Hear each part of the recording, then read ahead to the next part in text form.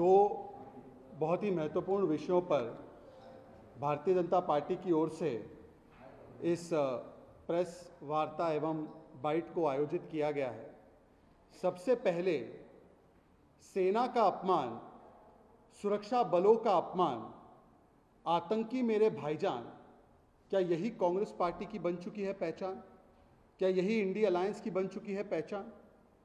मित्रों, हमें पता है कि कांग्रेस पार्टी का एक लंबा और पुराना चरित्र और डीएनए रहा है। They have a long history, जहां पर उन्होंने दल हित को देश हित के ऊपर और वोट बैंक नीति और अपने वोट बैंक की सुरक्षा को राष्ट्र नीति और राष्ट्रीय सुरक्षा के ऊपर हमेशा रखा है। और लिहाजा राष्ट्र नीति के मुद्दों पर ओछी सियासत और राजनीति करना ये कांग्रेस का चरित्र बन चुका है। और चाहे इसमें आतंकियों की, उग्रवादियों की पैरवी भी क्यों ना करनी पड़े, तो कांग्रेस इससे पीछे नहीं हटती। एक समय ऐसा था कि यूपीए की सरकार ने, मनमोहन सिंह जी की सरकार ने नक्सलियों को, लेफ्ट विंग एक्सट्रीमिज्म को देश की सबसे बड़ी आर्थिक चुनौती, बिगेस्ट इंटरनल सिक्योरिटी थ्रेट कहा था। उस समय पर आपको ये बयान डॉक्टर मनमोहन सिंह जी का याद भी होगा। छत्तीसगढ़ में तो कांग्रेस पार्टी के तमाम जो सर्वोच्च छत्तीसगढ़ के नेता थे, उनको एक आतंकी हमले में नक्सलियों ने मारकर वहां की पूरी कांग्रेस की इकाई को समाप्त कर दिया था। परंतु आज जब वही कांग्रेस पार्टी, जब छत्तीसगढ़ में सुरक्षा बलों को, सिक्योरिटी फोर्सेस को एक बड़ी सफलता प्राप्त होती है और नक्सलिज्म के खिलाफ, आतंकवाद के खिलाफ एक बड़ी चोट हमारी सुरक्षा बल करती है, तब सुरक्षा बलों का स्वागत और सत्कार करने के बदले, उनको सराहने के बदले, कांग्रेस पार्टी आतंकियों को, नक्सलियों को, उग्रवादियों को शहीद कहती है और सेना और सुरक्षा बलों के कार्रवाई पर प्रश्नचिन्ह खड़े करके उनके मनोबल पर कुटाराघात और चोट करती है। Today, when we have seen a very important operation that has taken place in Chhattisgarh, where 29 Naxalites, terrorists, were eliminated by the security personnel, and this was indeed a big achievement for the security forces. Instead of coming out and welcoming the security forces, their action, today the Congress party has done what is expected of them, but unthinkable, that they come out and they claim that the Atankwadis, the Ugravadis, the Naxalites are essentially martyrs, and they raise question marks on the bravery of our security forces. मैं आगे बढ़ूं उससे पहले मैं आपको वो बयान सुनाना चाहता हूं जो कांग्रेस पार्टी के अधिकृत मंच से, कांग्रेस पार्टी की अधिकृत राष्ट्रीय प्रवक्ता, जिनका वैसे तो वो सीरियल ऑफेंडर है, कंगना रनौत से लेकर मंडी के लोगों के अपमान तक, देवभूमि के अपमान तक उनका एक लंबा चरित्र रहा है, परंतु सुनिए उन्होंने क्या बयान दिया और शब्दशः ये देखिए कि आतंकी मेरे भाईजान ये कैसे बनी कांग्रेस की पहचान। सुनिए।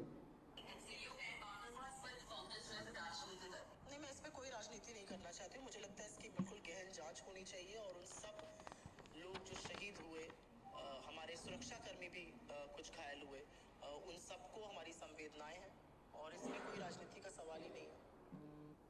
आपको पता है कि कल के ऑपरेशन में, जैसे गृह मंत्री जी ने भी बताया, लगभग 29 नक्सली आतंकवादी मारे गए। उसमें हमारे 3 या 4 जो सुरक्षा बल के हमारे वीर हैं, उनको भी चोटें पहुंची। तो मरने वालों की तादाद में केवल नक्सली है और कोई सुरक्षा बल से कोई नहीं है।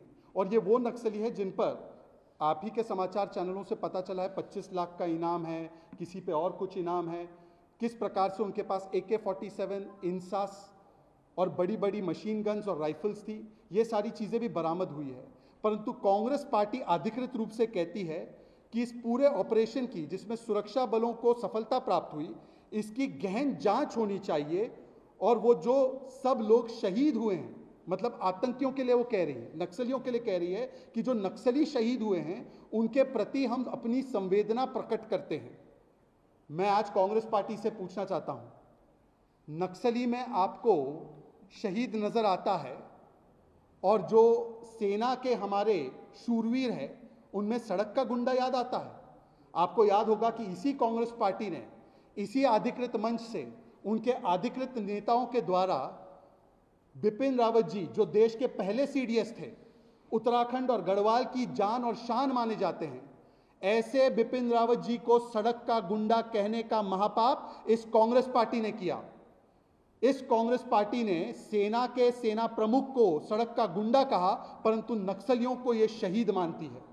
और यह सुप्रिया श्रीनेत का बयान कल आया है, अभी तक कांग्रेस पार्टी ने ना इस बयान का खंडन किया है, ना इससे अपने आप को दूर किया है। इसका मतलब ये केवल सुप्रिया श्रीनेत का नहीं, बल्कि पूरी कांग्रेस पार्टी, राहुल गांधी, सोनिया गांधी, खड़गे जी, प्रियंका वाड्रा, पूरी कांग्रेस के परिवार का बयान है।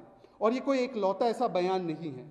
इसके अलावा मैं आपको बता दूं कि यही कमेंट्री नक्सलियों के विषय में जो कांग्रेस पार्टी ने अपना प्रत्याशी दिल्ली से उतारा है, अर्थात कन्हैया कुमार, मैं आपको सुनाना चाहता हूं कि यही कन्हैया कुमार क्या कहते हैं नक्सलियों के विषय में और सुरक्षा बलों के विषय में। जरा ध्यान से सुनिए। सारे शहीदों को शहादत का दर्जा दिया जाए और जो इनको शहीद बना रहे हैं उनके खिलाफ जंग छेड़ी जाए। मैं कहता हूं कि जिनको नक्सली बताकर मारा जा रहा है वो भी शहीद है। बात को बोलेंगे, कश्मीर के अंदर महिलाओं का बलात्कार किया जाता है। मैं आपको पढ़कर सुनाता हूं उन्होंने क्या बोला। उन्होंने कहा कि जो नक्सलियों को शहीद कर रहे हैं उनके खिलाफ जंग छेड़ी जाए, मतलब सुरक्षा बलों के खिलाफ जंग छेड़ी जाए। ये वही कन्हैया कुमार है जिसने जेएनयू में किस प्रकार का कार्यक्रम आयोजित किया था अफजल गुरु के सम्मान में, और उसमें राहुल गांधी पहुंचे थे मैदान में। और कन्हैया कुमार यहां नहीं रुकते, वो तो कहते हैं कि सुरक्षा बल वाले अलग अलग जगहों पर महिलाओं का बलात्कार करते हैं। मतलब कि सुरक्षा बल और सेना सड़क का गुंडा, सुरक्षा बल और सेना बलात्कारी और नक्सली शहीद होते हैं। आतंकियों में, अफजल गुरु में इनको बेचारा नजर आता है, याकूब मेमन में उनको हालात का मारा नजर आता है, और आतंकी इनको प्यारा प्यारा नजर आता है। यही कांग्रेस पार्टी और इंडी गठबंधन का चरित्र बन चुका है। केवल यहां पर बात नहीं रुकती। अब मैं आपसे पूछना चाहता हूं कि ये कांग्रेस पार्टी का यदि ऑफिशियल स्टैंड नहीं है, तो जब कांग्रेस पार्टी ने सेना के द्वारा किए गए सर्जिकल स्ट्राइक को खून की दलाली कही थी, राहुल गांधी का यह वक्तव्य था, क्या इस बयान का आज तक खंडन हुआ? नहीं खंडन हुआ। बालाकोट एयर स्ट्राइक जब किया गया तब कांग्रेस पार्टी के नेता दिग्विजय सिंह हो, नवजोत सिंह सिद्धू हो, उन्होंने कहा चील कौवे मरे, इसमें क्या सबूत है? क्या उस पर कोई कार्रवाई हुई? कोई कार्रवाई नहीं की गई। जब दिग्विजय सिंह जी ने 26/11 में जो हुआ हमला था उसको पाकिस्तान को क्लीन चिट देते हुए, पाकिस्तान के आतंकवादियों को, इस्लामिक जिहाद को संरक्षण देते हुए उन्होंने सारा का सारा मामला हिंदुओं पर डालने की चेष्टा की, क्या इस पर कोई कार्रवाई हुई? कोई कार्रवाई नहीं हुई।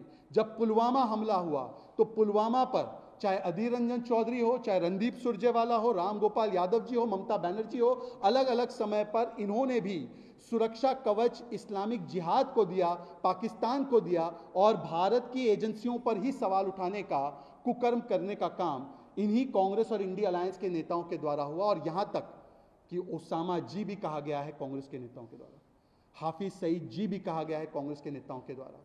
कांग्रेस के महाराष्ट्र में जो मंत्री थे एमवीए की सरकार में, असलम शेख, उन्होंने बाकायदा याकूब मेमन के लिए, जो सुप्रीम कोर्ट द्वारा कन्विक्टेड थे, जिसको सुप्रीम कोर्ट ने रात में 2 बजे सुप्रीम कोर्ट के दरवाजे खोलकर सुनवाई की थी उसके लिए, उसको भी कहने का काम किया कि यह मासूम है। अफजल गुरु, जिसको सुप्रीम कोर्ट ने सजा मुकर्रर की थी, अफजल हम शर्मिंदा है, तेरे कातिल जिंदा है, इस प्रकार के बयानों के साथ खड़े रहने का काम, और टुकड़े टुकड़े मानसिकता रखने वाले गिरोह के साथ खड़े रहने का काम कांग्रेस पार्टी ने किया। और इसीलिए ये पूरे इंडी गठबंधन का ही चरित्र है। ये सुप्रिया श्रीनेत का अलग विषय नहीं है। सुप्रिया श्रीनेत ने तो बस वही चेहरा उजागर किया है जो पूरे इंडी अलायंस का चेहरा है। क्या यह सच बात नहीं है कि जब सिमी पर प्रतिबंध लगा तो आरजेडी और समाजवादी पार्टी ने अधिकृत रूप से सिमी को भटके हुए युवा कहते हुए उनके पक्ष में बयान दिया? क्या यह सच बात नहीं है कि जब 2012 में अखिलेश यादव जी की सरकार थी, तब कुछ आतंकियों को, जिन्होंने वाराणसी में अलग अलग जगहों पर सीरियल बॉम्ब ब्लास्ट किया था, उनको छोड़ने का प्रयत्न किया गया, तब हाईकोर्ट ने 2012 में हाईकोर्ट ने कहा कि आज आप आतंकियों को छोड़ रहे हैं, कल क्या आप इन आतंकियों को पद्मश्री अवार्ड देंगे। ये जस्टिस आर.के. अग्रवाल और जस्टिस R.S.R. मौर्य ने ये ऑब्जर्वेशन और फाइंडिंग दी थी और उनके निकलने को रोका था। आज मेरा केवल इतना ही सवाल है, ये आतंकियों का साथ इंडी और कांग्रेस के साथ क्यों है? ये आतंकी के साथ रिश्ता क्या कहलाता है कांग्रेस पार्टी का, और खास करके नक्सलियों के साथ? ये अफजल बेचारा, ये हालात का मारा याकूब, ये नक्सल शहीद और सेना के प्रमुख सड़क का गुंडा, सेना की शूरवीरता, खून की दलाली, क्या आज स्पष्ट नहीं हो चुका है कि सेना को दो गाली, सुरक्षा बलों को दो गाली, ताकि मिले उनके हिसाब से एक प्रमुख वोट बैंक की ताली?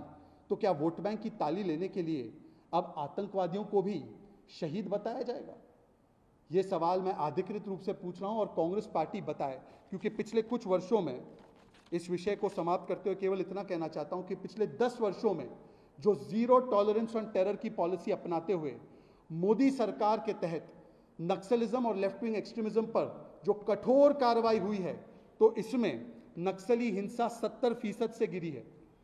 सिविलियन डेथ्स इन नक्सली प्रभावित इलाकों में 85% पिछले 10 वर्षों में गिरी है। सिक्योरिटी फोर्सेस की डेथ्स, उनकी हत्याएं जो की जाती है, जो असलियत में वो सिक्योरिटी फोर्सेस शहीद माने जाते हैं, उनकी डेथ्स जो है 72% से गिरी है। नक्सली प्रभावित जिले जो पहले 96 होते थे, वो गिरकर सिमट कर अब 45 डिस्ट्रिक्ट्स तक आ चुके हैं।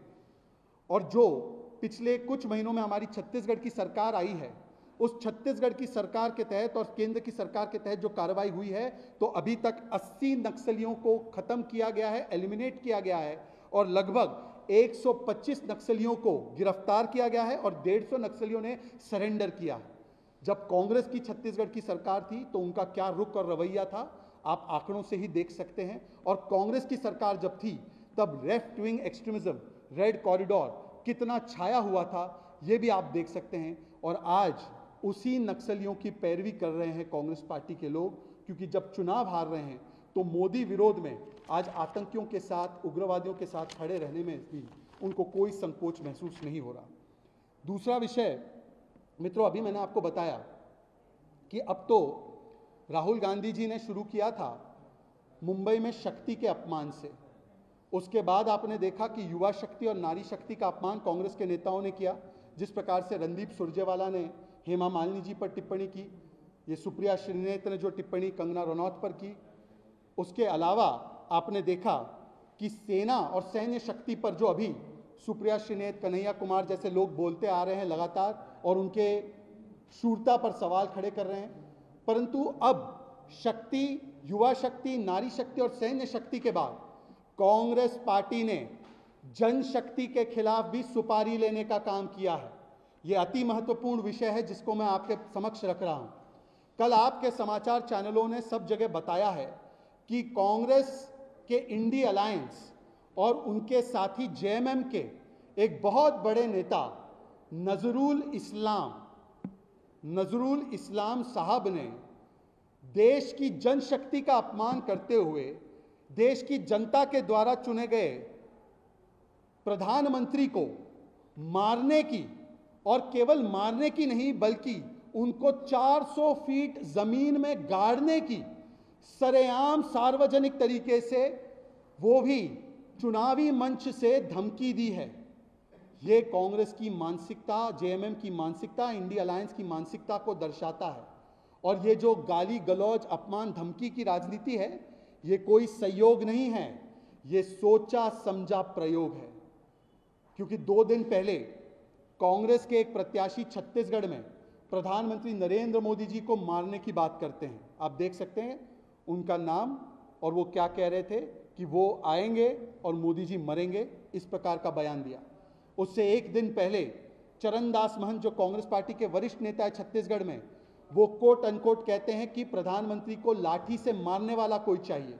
इसी प्रकार से प्रधानमंत्री को मारने की, उनको गाली देने की, अपमानित करने की लगभग 125 से ज़्यादा गालियां और धमकियां कांग्रेस और उसके साथियों ने लगातार देने का काम किया है, और जो जितनी ज़्यादा गाली देता है वो उतना ज़्यादा प्रगति करता है इन पार्टियों में। इसका प्रमाण तो आजकल जो कांग्रेसी नेता कांग्रेस से निकले हैं वो भी दे रहे हैं। परंतु सवाल ये बनता है कि क्या ये मोहब्बत की दुकान या ये नफरत के भाईजान हैं और धमकी का सामान है? जो नजरुल इस्लाम ने कहा, या जो कांग्रेस के नेता कहते हैं कि मोदी हिटलर की मौत मरेगा, कब्र खुदेगी मोदी की, मोदी डैश डैश की मौत मरेगा, गंगू तेली, नीच, भस्मसूर, तू चाय बेच, तेरा परिवार कौन सा है, जिस प्रकार से मोदी जी को मारने की बातें कर रहे हैं, इसका मतलब साफ है कि इंडी अलायंस और कांग्रेस पार्टी, क्योंकि उनके पास मोदी जी के मिशन और विजन के खिलाफ बोलने के लिए कुछ नहीं बचा, तो फ्रस्ट्रेशन में आकर अपने करप्शन और अपने फैमिली डायनेस्टी प्रोफेशन को बचाने के लिए अब वो politics of abuse and politics of disturbance पर आ चुके हैं। और किस प्रकार की गालियां और धमकी लगातार दी जा रही है उनकी तरफ से, इस पर तो इलेक्शन कमीशन को स्वतः संज्ञान लेना ही चाहिए। इलेक्शन कमीशन को नजरुल इस्लाम पर तुरंत कार्रवाई करनी चाहिए और बताना चाहिए कि किस प्रकार से जो 100 से ज़्यादा गालियां लगातार दी जा रही है, क्या ये आज स्थापित नहीं हो चुका है कि मोदी और बीजेपी का विरोध करते करते आज कांग्रेस और इंडी अलायंस देश की सेना का विरोध, देश की नारी शक्ति का विरोध, देश की युवा शक्ति का विरोध, देश की सैन्य शक्ति का विरोध, देश की संवैधानिक शक्ति का विरोध, देश की सनातन शक्ति का विरोध, और अब तो देश की जनशक्ति का भी विरोध करने लगे हैं। इसी श्रृंखला में आपने देखा होगा कि कल एक बयान कांग्रेस के उप मुख्यमंत्री कर्नाटका से डीके शिव कुमार भी देते हैं, और मैं आपको कोट करके बताना चाहता हूं कि वो हाउसिंग सोसाइटी में जाते हैं और हाउसिंग सोसाइटी वालों को सीधी सीधी धमकी देते हैं और कहते हैं, कोट अनकोट कर रहा हूं डीके शिव कुमार का बयान, आई have come here for business deal. ये वहां के उप मुख्यमंत्री कर्नाटका की जनता से कह रहे हैं, they are telling people of Karnataka, the chief minister is saying I have come for business deal, there are 2500 houses, you have 6000 votes, you need CA site and you need Kaveri water, if I get this done what will you give to me? इसका मतलब ये था कि अपने भाई के लिए vote मांगने के लिए वो कह रहे हैं कि मुझसे सौदा करो, यदि आप मुझे वोट देंगे, मेरे भाई को वोट देंगे, तब मैं आपका ये काम करूंगा। क्या एक उप मुख्यमंत्री, क्या एक सरकार इस प्रकार से सौदेबाजी करेगी? क्या ये सरकार का दायित्व नहीं है कि जो वहां के निवासी है उनकी मूलभूत समस्याओं को पूरा किया जाए? उसको करने के बदले, अपना संवैधानिक दायित्व निभाने के बदले, कांग्रेस के नेता और सबसे बड़े नेता उस राज्य में जाकर जनता को धमकाते हैं, जनता को बोलते हैं कि या तो आप मुझे वोट करो और अगर नहीं करोगे तो मैं आपका काम नहीं करूंगा।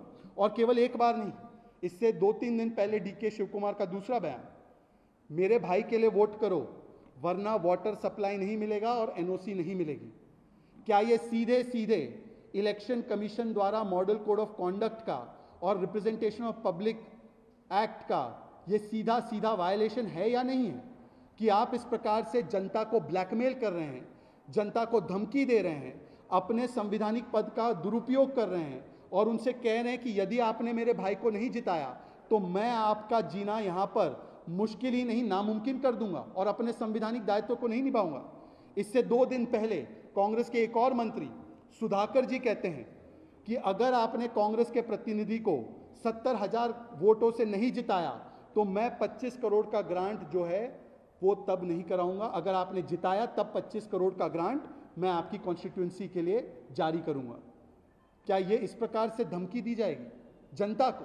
मतलब जनता के प्रतिनिधि प्रधानमंत्री मोदी को मारने की धमकी और जनता को डायरेक्टली धमकी कि या तो वोट दो या तो आपके मूलभूत बुनियादी काम नहीं किए जाएंगे।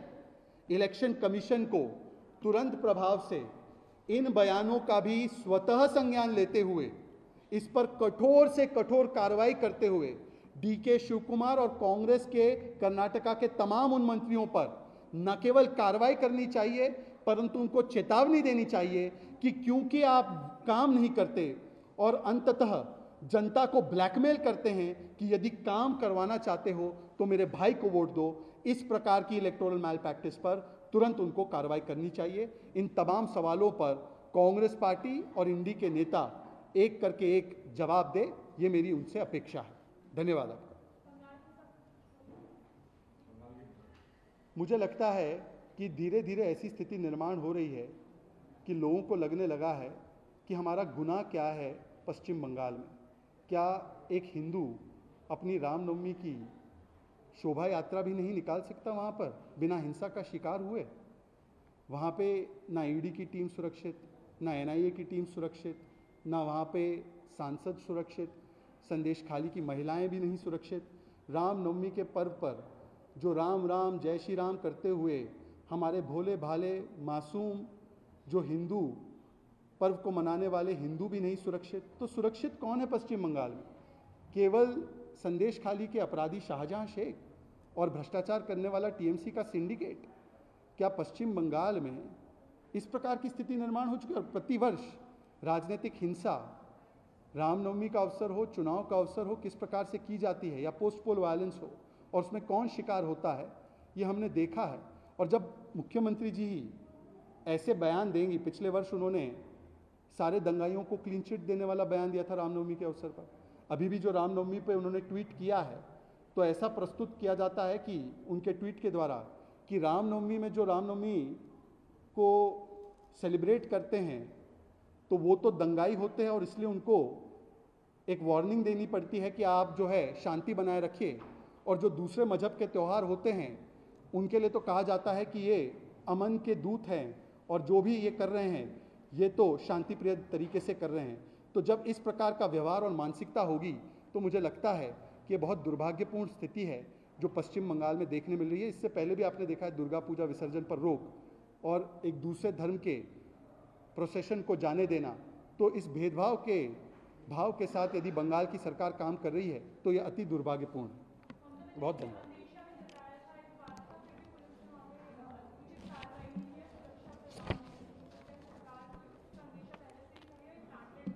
मुझे लगता है कि मोदी जी विकास की गारंटी की बात करते हैं और कुछ नेता उनके पास केवल दंगा की गारंटी होती है। धन्यवाद।